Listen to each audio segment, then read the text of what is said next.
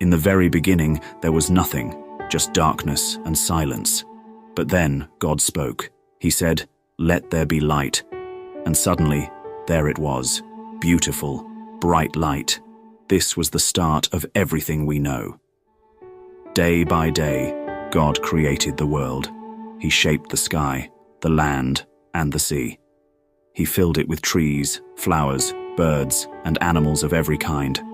And then, on the sixth day, he made something very special. People. Their names were Adam and Eve, and God placed them in a perfect garden called Eden. Adam and Eve had everything they could ever need: delicious fruit to eat, crystal clear rivers, and they even walked with God in the garden. But there was one rule. God told them, "You can eat from any tree except one, the tree of the knowledge of good and evil.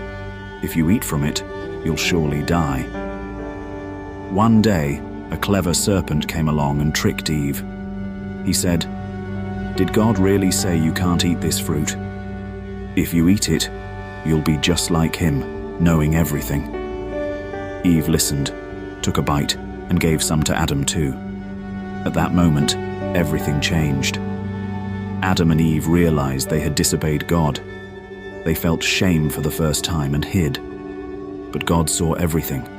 He spoke to them, and though he was heartbroken, he sent them out of the garden as a consequence of their choice. Even though Adam and Eve disobeyed, God didn't give up on them, or us. He promised that one day he would make everything right again.